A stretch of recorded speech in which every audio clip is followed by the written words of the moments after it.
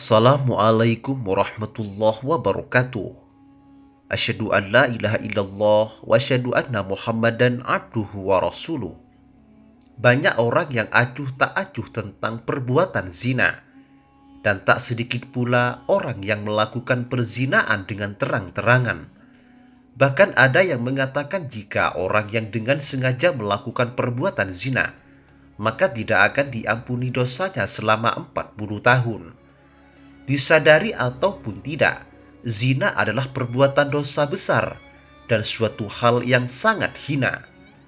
Bahkan kehinaan itu bukan hanya terletak pada diri pelaku, akan tetapi juga keluarga dan orang terdekatnya.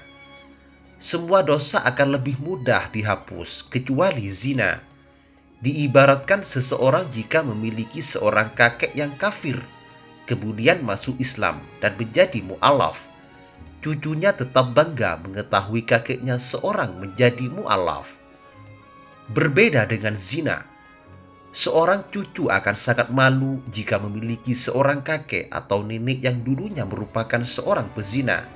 Maka zina itu hina dan hina.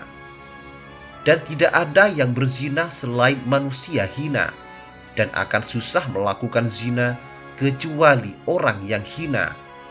Diriwayatkan, suatu ketika ada seseorang wanita muslimah bernama Hindun yang dahulunya pernah menyuruh Wahsy untuk membunuh Hamzah, di mana setelah Wahsy berhasil membunuh Hamzah, saking bencinya Hindun kepada Hamzah, ia kemudian mengambil hatinya dan menggigitnya. Setelah Hindun masuk Islam, Rasulullah menyeru kepadanya beserta wanita-wanita muslimah lainnya, "Wahai wanita-wanita muslimah, berbaiatlah, berjanjilah engkau," seru baginda Nabi. "Berjanji untuk apa ya Rasulullah?" tanya para wanita muslimah. "Berjanjilah kalian untuk tidak menyekutukan Allah," tutur baginda Nabi. "Iya, kami berjanji ya Rasulullah," jawab seluruh wanita muslimah serentak. "Berjanjilah untuk kalian tidak mencuri," ucap baginda Rasulullah Shallallahu Alaihi Wasallam.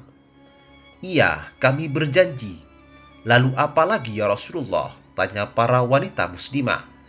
"Berjanjilah kalian untuk tidak meminum minuman keras," ucap baginda Rasulullah. "Iya, kami berjanji." "Berjanjilah kalian untuk tidak berzina," ucap Rasulullah. "Ya Rasulullah, apakah kebayang orang merdeka dan mulia sepertiku melakukan zina?" ujar Hindun tak terima. Maka dalam riwayat tersebut jelaslah bahwa orang mulia pantang dan susah untuk melakukan zina. Namun bagi orang yang sudah terpeleset dalam dosa zina, tetap mereka bisa menjadi manusia mulia jika bertaubat dan sangat menyesali perbuatannya. Dan sungguh tidak benar jika dosa zina tidak akan diampuni Allah Subhanahu wa Ta'ala selama 40 tahun. Itu berita bohong. Kecuali sudah paham tentang hukum zina, lalu dia mempermainkan hukum tersebut untuk berzina, itu lain cerita. Berzina lalu taubat, berzina lagi lalu taubat, berzina lagi lalu taubat, itu yang tidak boleh karena melakukannya untuk mempermainkan hukum agama. Kalau dia setelah melakukan zina taubat, menyesal dan menangis, bertaubat dengan sesungguhnya memohon ampun kepada Allah, bahkan semua kesannya saat berzina dihapus, tidak diingat lagi, dan bersumpah tidak mengulanginya lagi, lalu orang tersebut bertaubat dengan sebenar-benarnya taubat, maka hari itu juga dosanya diampuni Allah Subhanahu wa Ta'ala. Tidak perlu menunggu selama 40 tahun. Kalau dia setelah melakukan zina taubat, menyesal dan menangis, bertaubat dan sesungguhnya memohon ampun kepada Allah, bahkan semua kesannya saat berzina dihapus, tidak diingat lagi dan berjanji tidak akan mengulanginya lagi, maka hari itu juga dosanya diampuni Allah Subhanahu wa Ta'ala. Tidak perlu menunggu selama 40 tahun karena Allah Maha Penerima Taubat. Pelaku dosa zina memang sangatlah hina, sehingga ketika bertaubat mengadulah hanya kepada Allah Subhanahu wa Ta'ala. jangan mengadu kepada manusia.